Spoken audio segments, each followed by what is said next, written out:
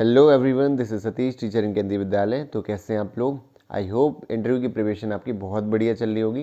Continue में लगातार videos इसकी ला रहा हूँ। आपकी डेमो क्लासेस लगभग मैंने 21 क्लास आपकी करवा दी है, 21 क्लास, जो कि बहुत सफिशिएंट होती हैं। आप देखते चाहिए उसको, क्लासेस को प्रेपरेशन करते चाहिए अपनी, और आगे भी मैं वीडियोस लाता रहूँगा जैसे मुझे टाइम मिलता है। तो आज की वीडियो इसलिए इंपॉर्टेंट होने वाली है। आज की वीडियो में बताऊंगा कि केवीएस में कुछ जो प्रोग्राम्स चलते रहते हैं, कुछ पॉलिसीज़ हैं, तो जो इम्पॉर्टेंट है उनकी मैं चर्चा करूंगा इस वीडियोज़ में, ताकि इंटरव्यू में आपसे क्वेश्चन पूछा जाए तो आपसे वहाँ पर बन जाए। तो पहली चीज़ मैं स्टार्टिंग में ही बता दूँ कि आपको पता है केवीएस में पॉलिसीज़ जो पूछी गई थी आपके रिटन टेस्ट में भी और इंटरव्यू में भी पूछी जा सकती हैं, लेकिन डिफरेंस क्या होगा? डिफरेंस ये होगा कि यहाँ पर थोड़ी सी डिटेल में समझ होना ज़रूरी है।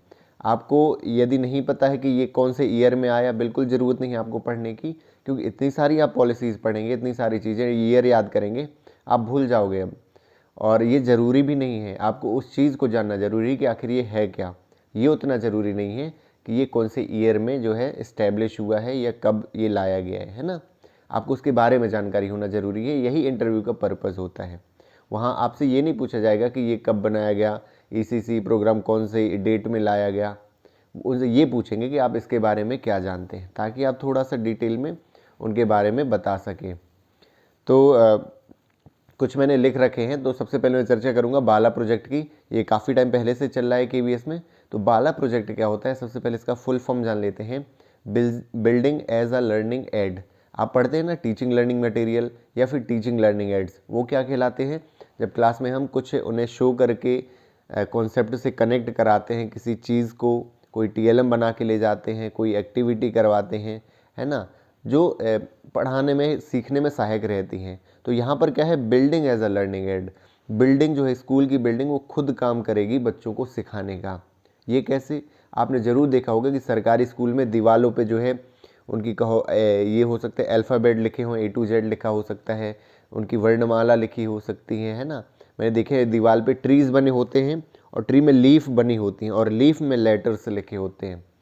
और जिराफ बना हुआ है, उसके अंदर लिखे हुए हैं मंडे ट्यूसडे, है ना। वी जो है डेज़ के नेम लिखे होते हैं, मंथ नेम लिखे होते हैं वॉल्स में। तो यही सब चीज़ें क्या है, यही चीज़ कहलाती है building as a learning aid. जब बिल्डिंग को इस तरह से क्रिएट किया जाता है कि वहाँ एक बच्चे आते जाते रहते हैं क्लासरूम में, कॉरिडोर्स में, प्लेग्राउंड्स में, तो वहाँ चीज़ें लिखी हुई हों तो बच्चे की नज़र ज़रूर पड़ती है, ऑब्जर्व करता है बच्चा आसपास की चीज़ों को।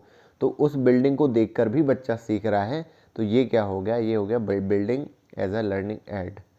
आई होप आपको अच्छे से समझ में आ गया होगा, आपने बहुत अच्छे से देखी हैं चीज़ें। बस आपको ये चीज़ वहाँ इंटरव्यू में बतानी है, जो चीज़ जो है आपने देखी हुई है। आप खुद का एक्सपीरियंस बता सकते हो कि मैंने यहाँ पर से ये चीज़ देखी है, ऐसा आप बता सकते हो। तो और दूसरा लेते हैं, दूसरा मैंने लिखा हुआ है, अच्छा हाँ, लोगों को कन्फ्यूज़न बहुत हो जाता है। दीक्षा एक पोर्टल है, एक है निष्ठा, डिफरेंस क्या है? तो दीक्षा का पहले तो फुल फॉर्म ये होता है, तो digital infrastructure for knowledge sharing. तो एक नॉलेज शेयरिंग के लिए एक डिजिटल एक प्लेटफॉर्म बनाया गया था एनसीईआरटी के द्वारा। उसमें क्या था, ई कंटेंट बहुत सारा डला हुआ था, टीचर्स के लिए है उसमें, स्टूडेंट्स के लिए है, सारी बुक्स डली हुई हैं, है ना, पेरेंट्स के लिए भी उसमें है। तो ये एक ई कंटेंट को नॉलेज शेयरिंग का प्लेटफॉर्म बनाया गया था।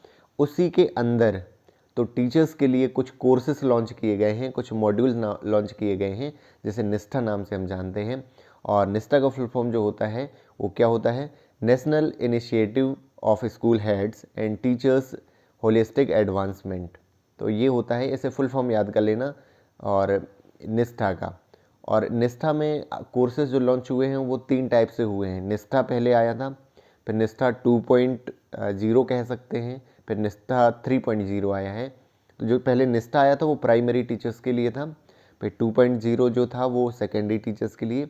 अभी जो लेटेस्ट आया था 3.0 वो था प्री प्राइमरी कक्षाओं से लेकर के अपनी प्राइमरी क्लासेस तक के लिए था। तो ये 3.0 का ये पूरा कॉन्सेप्ट हो गया। तो डिफरेंस आपको पता चल गया कि दीक्षा प्लेटफॉर्म, निष्ठा मतलब मुझे जैसे कोर्स करना है, हम लोग के कोर्स होते थे, तो हम सबसे पहले प्ले स्टोर में दीक्षा ऐप में जाते थे या गूगल क्रोम से दीक्षा प्लेटफॉर्म पे जाते थे, फिर उसके अंतर्गत इनरोल करते थे निष्ठा के कोर्सेज़ को। तो दोनों अलग अलग नहीं है, एक प्लेटफॉर्म है हमारा दीक्षा पोर्टल जो है, दीक्षा जो ऐप है, उसके अंतर्गत जो टीचर्स के लिए, स्कूल हेड्स के लिए कुछ मॉड्यूल्स कोर्स लॉन्च किए गए थे, उन्हें निष्ठा नाम दिया गया था। तो ये चीज़ आई थिंक समझ में आ गई होगी। और भी मैं अभी आपको डिफरेंस बताऊंगा जिनमें कन्फ्यूज हमेशा बना रहता है। एक है सफल। सफल को आपने इसमें पढ़ा होगा एनईपी में। सफल में क्या होता है, इसका फुल फॉर्म है structured assessment for analysing learning. तो सफल क्या है कि ये असेसमेंट हर एक स्टेट में अलग अलग तरीके से चलते रहते हैं। जैसे एक NAS आपने देखा होगा, नेशनल अचीवमेंट सर्वे। सफल क्या है, एनालिसिस हमें करना पड़ता है class 3rd, class 5th, class 8th में कि बच्चे ने कितना सीखा है। ये असेसमेंट रिपोर्टें जाती हैं ऊपर तक, NCERT तक। उसी के बाद ही ये पॉलिसीज़ बनाई जाती हैं बहुत सारी। आपने पीसा भी देखा होगा। पीसा में भी क्या होता है कि इधर 9th-10th में सीनियर क्लासेस में चलता है, उसमें भी असेसमेंट लेना पड़ता है ना। तो ये सफल हो गया।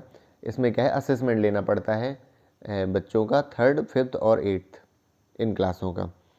अब बात आई FLN और निपुण भारत की। इसमें बहुत कन्फ्यूज़न रहता है। कई बार वो पूछ लेते हैं कि FLN और निपुण भारत जो क्या है, इनके बारे में आप क्या जानते हैं, क्या इन दोनों में डिफरेंस है बहुत या नहीं है।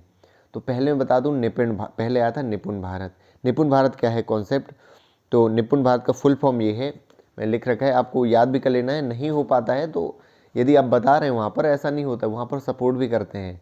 यदि आप 2-4 वर्ड्स एक आध मिस हो रहा है, फॉर ऑफ हो रहा है, तो भी इतनी दिक्कत वाली बात नहीं है। आप उसको डिटेल में यदि अच्छे से डिस्क्राइब कर पाते हो तो वो चीज़ मैटर करती है ना। मेनली टीचिंग आपका वहाँ पर डेमो टीचिंग है। तो दोनों मिलते जुलते हैं, FLN और आपके निष्ठा के, ये सॉरी FLN और इसका निपुण का फुल फॉर्म। तो निपुण का है national initiative for proficiency in reading with understanding numeracy. देखो ये मिलता जुलता है, proficiency in reading and numeracy, ये हो गया निपुण का। और FLN का आपको पता होगा, फाउंडेशनल लिटरेसी एंड न्यूमरेसी, दोनों हैं। तो लिटरेसी जो है, क्या उद्देश्य है कि बच्चे जो हैं क्या कर पाएँ, reading with meaning, meaningful reading कर पाएँ। क्लास 3 के जो बच्चे हैं जो पढ़ रहे हैं हिंदी या इंग्लिश लिटरेसी में, वो मीनिंग के साथ साथ पढ़ पाएँ। और दूसरा, मैथ्स के बेसिक प्रॉब्लम्स को सॉल्व कर पाएँ। ये हमारा क्या है, उद्देश्य। डिफरेंस क्या है, अब ये एक मिशन है हमारा, जो निपुण भारत मिशन है, और मिशन ये हमेशा काम करता रहेगा। इसका मतलब कोई एक फिक्स ईयर नहीं है। इसके गोल क्या है, ये लंबे समय हमेशा के लिए है, ये चलता रहेगा कि हमें क्लास 3 में ये हर साल करते जाना है, और ये हमें पूरी देना है कि क्लास 3rd तक और ये प्राइमरी के बच्चे जो हैं क्या कर पाएँ, लिटरेसी और न्यूमरेसी में स्किल्ड हो पाएँ। और FLN क्या है, उसमें एक टाइम लाइन दे रखी है कि 2026 तक, ये गोल है FLN कि 2026 तक हमें क्लास 3 के जो बच्चे हैं वो क्या कर पाएँ, रीडिंग विथ मीनिंग कर पाएँ। मीनिंग के साथ साथ जो रीडिंग करना है, और साथ साथ क्या है, और साथ ही साथ ये जो मैथ का है, बेसिक प्रॉब्लम्स जो है मैथ्स की, वो सॉल्व कर पाएँ। ये हमारा जो FLN का उद्देश्य है। तो ये भी एक जैसा है कि एक बड़ा सर्किल, एक छोटा सर्किल। बड़ा सर्किल क्या हो गया हमारा, ये निपुण भारत मिशन हो गया, उसके अंदर FLN ये शॉर्ट टर्म गोल हो गया, है ना। निपुण भारत, अब आज के टाइम पे बताऊँ, CMP रूम जो है, एक्टिविटी रूम जैसे हम प्राइमरी में कहते हैं, उसे हम निपुण भारत रूम भी कहते हैं, है ना। उसी में वो अटैच कर दिया गया है। CMP भी कहते हैं, निपुण भारत रूम भी के नाम से भी अब जो है जाना जाता है KB में। तो ये आपने एक चीज़ जान ली। इसके बाद एक और है ECC, आपने पढ़ा होगा, early childhood care and education. ये बहुत अच्छे से, ये न्यू कॉन्सेप्ट इंट्रोड्यूस हुआ है केंद्रीय विद्यालय में। और नवोदय में तो नहीं है, खैर KB में ही है, आपको पता होगा। और मिनिस्ट्री ऑफ एजुकेशन ने इसलिए किया है क्योंकि बच्चे जो हैं अभी क्लास 1 से जो है एक फॉर्मल एजुकेशन में प्रवेश करते थे। जो बच्चे प्री प्राइमरी में थे, आपको पता है प्राइवेट स्कूलों ने अलग अलग अपने सिलेबस बना रखे थे पढ़ाने के लिए, कोई भी अपनी बुक से चला रहे थे। कोई एक सेंट्रलाइज या फिर नेशनल लेवल पर कोई इसके लिए करिकुलम नहीं था, ना कोई गाइडलाइंस थी। इसीलिए बनाया गया है कि early childhood care and education के लिए भी एक गाइडलाइंस भारत सरकार से होनी चाहिए। उन्हें कैसे पढ़ाना है, किस लेवल पे पढ़ाना है, वो सारी गाइडलाइंस होनी चाहिए। और दूसरी, आंगनवाड़ी। आप समझिए, जैसे केंद्रीय विद्यालय में आंगनवाड़ी का नहीं है कॉन्सेप्ट, वहाँ पर अब प्री प्राइमरी स्टार्ट हो गई, वो आंगनवाड़ी का ही काम कर रही है। लेकिन स्टेट स्कूलों में आंगनवाड़ी है, तो उन्हें भी जो उनकी ट्रेनिंग्स कराने की ज़रूरत है, उनका भी एडवांसमेंट या फिर उन्हें कोई कोर्स कराने की ज़रूरत है। ये जो है ECC में दिया है उन्हें कि जो 12th नहीं है जिनकी, उन्हें 1 साल का डिप्लोमा कराया जाए। जिनकी 12th है उसके बाद 6 महीने का उन्हें एक प्रोफेशनल डेवलपमेंट का कोर्स कराया जाए, क्योंकि एक ट्रेंड टीचर होगा, स्किल्ड आंगनवाड़ी का जो वर्कर होगा वो और अच्छे से उनको शेप दे पाएगा एक बच्चे को, ताकि स्कूल के लिए रेडी हो जाए। तो इसी से एक और मुझे एक चीज़ याद आ गई, स्कूल एक रेडीनेस प्रोग्राम केंद्रीय विद्यालय में चलाया जाता था, क्योंकि केंद्रीय विद्यालय यही मान के चलता था कि बच्चा सीधे जो है घर के परिवेश से स्कूल आया है। तो पहले ये जो है आपका कितना रहता था, ये 4 वीक का रहता था आपका, 1 महीने चलता था स्कूल रेडीनेस प्रोग्राम के नाम से। अब उसे विद्या प्रवेश नाम अब 3 महीने का चलाया जाता है। साथ में सिलेबस भी हम करवाते रहते हैं, पैरेलल ये भी विद्या प्रवेश का प्रोग्राम चलता है। तो जैसे बच्चों को हम एक स्कूल के लिए रेडी बनाते हैं कि वो पढ़ने के लिए वो रेडी हो पाए शुरू के 3 महीनों में। तो आई थिंक जो मैंने इतनी चीज़ें बताई आपको केंद्रीय विद्यालय में जो अभी हालांकि बहुत सारे टीचर्स बहुत सारे बता रहे हैं, मैंने देखा था कि शगुन और भी उत्कर्ष ऐसे ऐसे जो हैं जो केवी में नहीं चल रहे हैं, तो उन्हें आपको नहीं याद करने की ज़रूरत है ना। केवी में जो चल रहे हैं प्रोग्राम्स वो मैं आपको बता रहा हूँ, क्योंकि रियल में वो देखता हूँ मैं, वो चीज़ें इम्प्लीमेंट होती हैं, वही चीज़ मैंने आपको शेयर करी है। और आई होप ये आपको इन्फॉर्मेटिव लगा होगा। वीडियोस ज़रूर आपके काम में आएगा। आप इसको ज़रूर एक बार यदि आपको भूल है एक बार और इसको वीडियोस को देख सकते हैं, लिख सकते हैं चीज़ों को, क्योंकि ये चीज़ें जो हैं सिर्फ आपको इंटरव्यू के पर्पज़ से, मैंने इसमें कोई ऐसा फैक्ट नहीं बताया। मैंने जैसे मैं आपसे डिस्कशन कर रहा हूँ, मैंने उस वे में आपको समझाया है चीज़ों को, ताकि आप वही डिस्कशन वहाँ इंटरव्यू में कर सको। वही चीज़ आपको अच्छे से अच्छे मार्क्स दिलाएगी आपको इंटरव्यू में। So thank you so much for watching this video. मिलते हैं अगले वीडियो में।